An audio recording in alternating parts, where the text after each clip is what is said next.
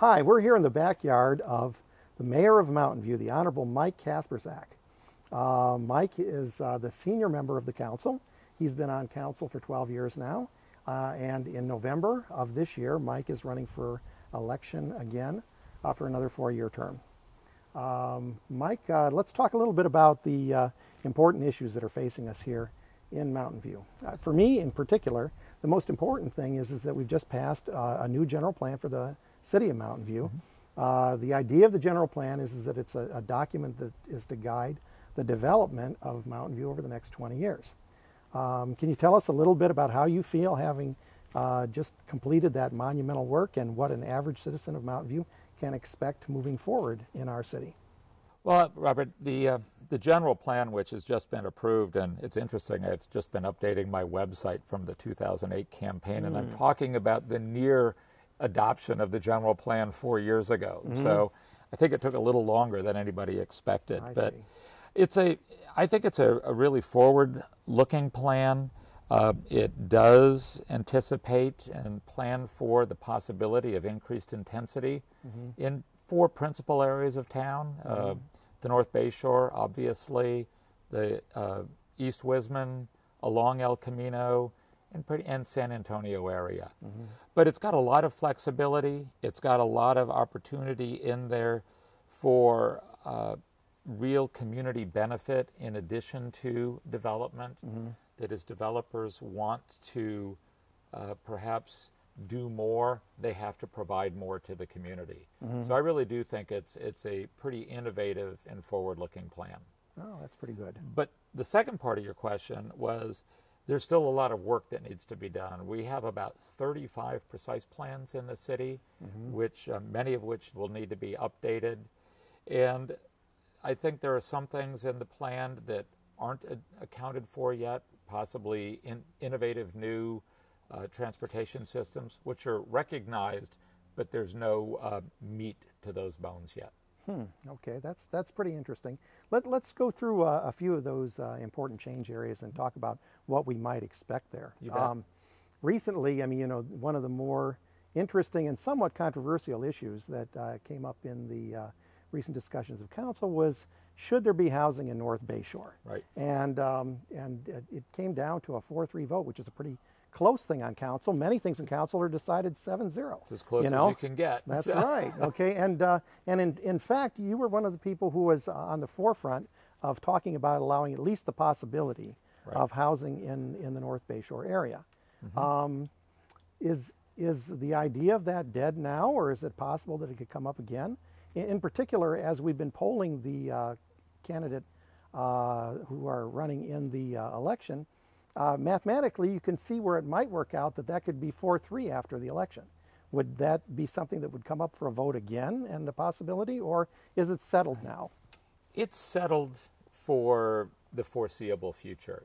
To be practical, I mean, we've adopted the plan, and that carries with it the weight of the law. Okay. So to change the plan is now to amend the plan, and that requires a whole new EIR, a whole new planning process, which is one of the reasons why I was trying to keep some flexibility for housing in the plan, because then you wouldn't have to do the whole environmental documentation all over again. Okay. And I just thought, you know, if traffic was the problem, let's say, well, we can't have any housing until the traffic problem is solved. And I was trying to add some triggers in, but the majority of the council didn't want to go that way, and that's fine. Okay. I think the one thing, though, that we have found as we've neared the end of our old general plan is that as it gets increasingly out of date, developers may want to come in and say, can we do an amendment to the general plan? But I would be surprised if any council would do a general plan amendment within the next 5 years, and maybe even the next 10 years. It'd have to be pretty extraordinary circumstances to amend the general plan right out of the box. I see. You know, I mean, when you're on council and there's this kind of controversial vote that comes up or something like that, I mean, in particular, I mean, I listened to some of the testimony and I heard, you know, there were a lot of people from Google that were very much in favor of having, this kind of housing in the North Bay Shore area, and yet people from the Sierra Club and the Audubon Society were much more cautious and were afraid that might hurt the natural habitats. How do you decide between constituencies, both of which are important to you? I mean, when you try to make a decision about that, is there a golden mean that you can make that makes both sides happy, or do you have to take one side or the other, or how do you do that? It's hard to make all the people happy all the time. We all know that from our childhood. I think this was a really interesting case with the Sierra Club and the Audubon Society coming out and being concerned about the environment because there wasn't going to be any new development beyond the already developed areas. And it's interesting because there were other environmental groups that were in favor of the housing because they're more concerned about the regional implications of not having housing and having expansion out into the greenbelt areas outside the county, and they really desire infill development. But ultimately, when it comes down to is you do what you think is best with the most controls over the project. One of the things I've learned, over the first term that I served on the council, and then again during the second time, is people tend to think about the worst possible outcome of a decision. In my experience in the 12 years that I've been on the council is the outcome is rarely nearly as bad as people think it's going to be.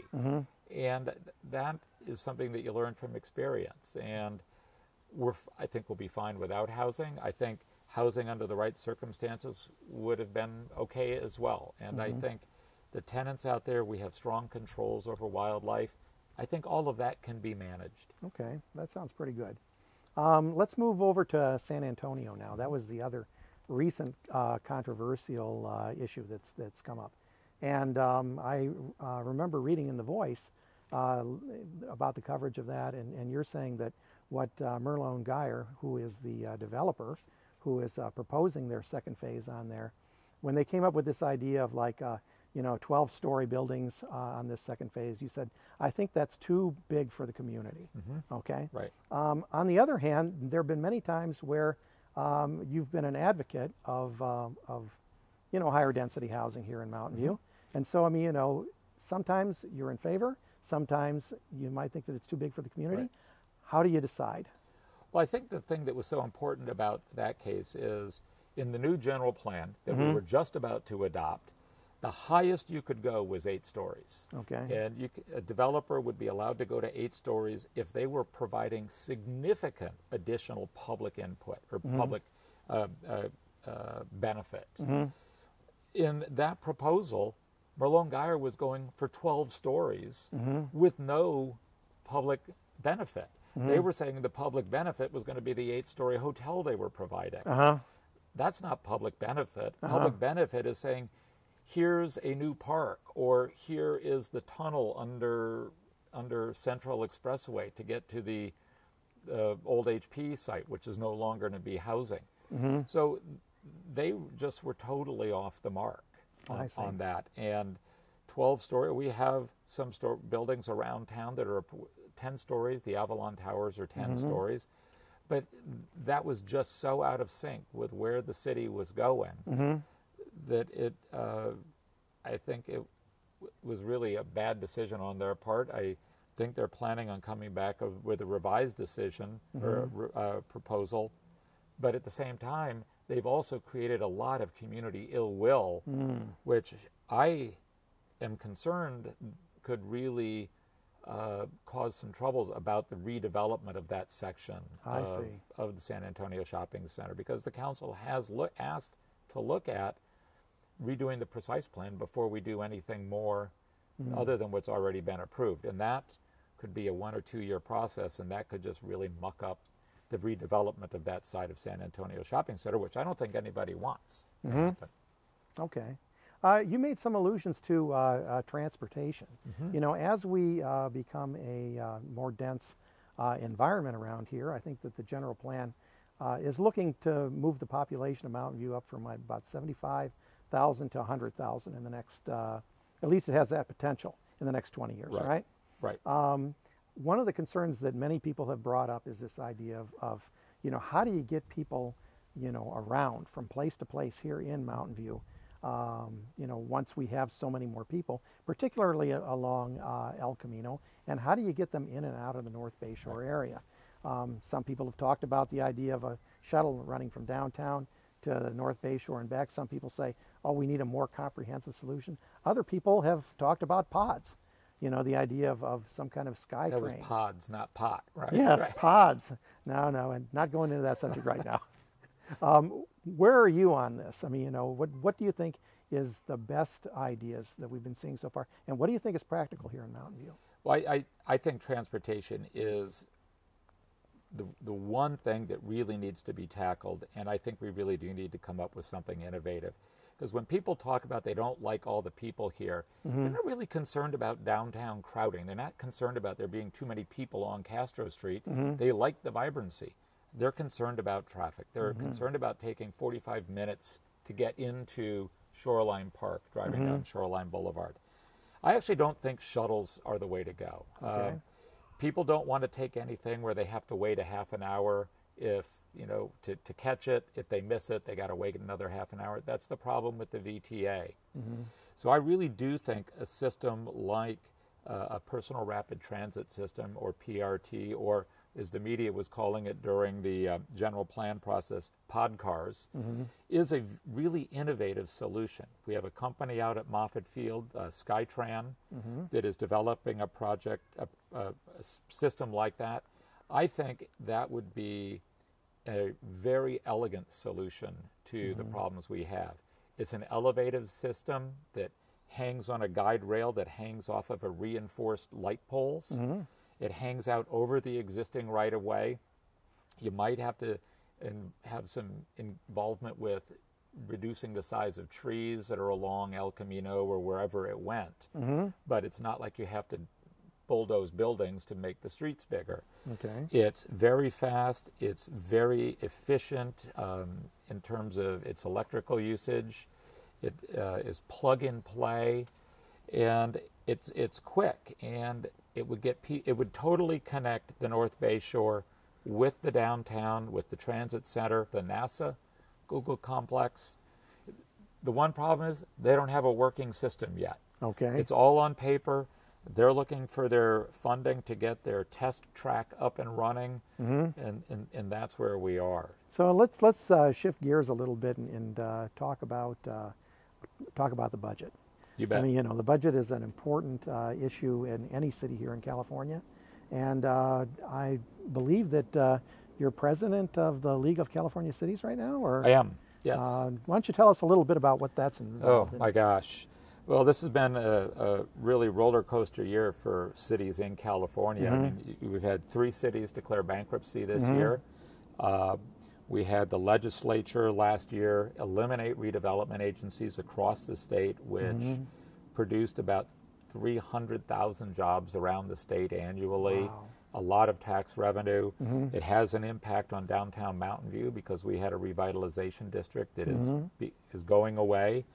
And it was mostly because the legislature couldn't balance their budget, and they figured out that because cities were generally well managed, they had money, and they found another way to get the money. So we've spent all year really trying to figure out how to deal with that wind down, and it's been really messy because the law was very poorly written. The state is in just a state of chaos. They do not know what they're going to do. We've got another $20 billion budget. The governor has a tax measure that he's hoping will pass. But no one knows what's going to happen with that. And I think it's probably going to get worse before it gets better. All that being said, what we've been doing here in Mountain View, I think, is really a testament to what cities can do. We have only gone into reserves to balance the budget once in the 4 years that I've been on the council, this last 4 years. And I voted against that budget because it wasn't a structurally balanced budget. But I've supported every structurally balanced budget that we've had.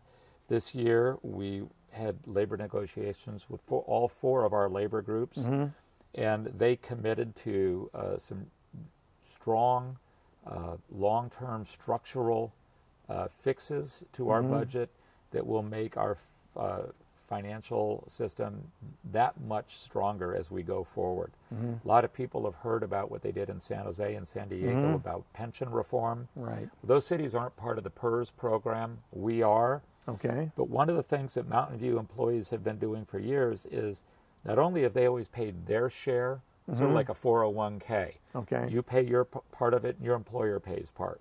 Many cities paid both the employers and the employees. Well, Mountain View, the employees always paid their share. And in fact, they've been paying part of the city's share for the enhancements that happened back in the early in the 2000s. And that's really been pretty unheard of. They've also made some great concessions on long-term health care, which will be very significant. So we're really set up moving forward. I think once San Antonio Shopping Center comes online, our sales tax revenues will start picking up because they've actually gone down this year, whereas county-wide, most cities have been going up. And our property taxes have been doing a lot better, thanks in no small measure to the impact that Google has had on the commercial property values. And residential real estate is going up. So I think we'll see an uptick in property values as well going forward. That's a good point. And you know, I was remember when I interviewed the mayor last year, Jack Siegel, when he talked about President Obama coming here, and he mentioned that President Obama had said, well, you know, Mountain View is one of the few places here in America where real estate prices are going up, and you know, we have a success story. Right. And so going forward, I think, you know, a lot of that has to do with, you know, our ability to attract businesses here in Mountain View. Some of them are well known all through not only the country but the world. You know, Right. Google, LinkedIn, places like this. Khan Academy. You know, the online learning. Okay. Based Well, right there you go. downtown Oh, really? Mountain View. Small Oh, company, okay. but I remember world hearing famous. about that on TV, but I didn't realize It that is- we're here in it's Mountain View. an unbelievable program. Wow, that's pretty amazing. So, I mean, what has Mountain View done that's right, okay, to attract these places here? And what are we going to keep doing to keep them here in the future? Well, I think, again, it's a little bit of a mixed blessing. Hello, Buster, come here. Come here. Come here. Come on. This is your one of your family members, huh? This is Buster the dog. Buster, go on. Go on. What was the question? The question was what have we done to be so successful in right. business here in Mountain View, and what are we going to do to keep being successful? Well, I think generally we have a really good environment out in the North Bay Shore. And it's ironic, I was mayor when Google in 2003 was expanding and needed to move. Okay. And the city really worked hard to keep them in Mountain View. The SGI campus was opening up, and we worked with them to a significant degree to be able to help them stay in Mountain View. Okay. We all know what that's done. I think, you know, the city works well. We don't have an anti-corporate attitude either in the government, in the city council, or in the community, for that matter. At the same time, though, as we have strong businesses, it creates impacts on the community. And it's not just Google. I mean, we've got Intuit and Microsoft and, you know, lots of small businesses. And they create traffic, they create demands on the city. And one of the other huge demands is housing. And if we don't have enough housing, people then need to commute, which raises traffic, which has problems with greenhouse. So I don't think we've actually done as good a job on having a jobs housing balance as we have on having a good job and work environment in Mountain View. But in the downtown area, we've got a great, I've heard from businesses downtown. They love being downtown. They love being close to the transit center.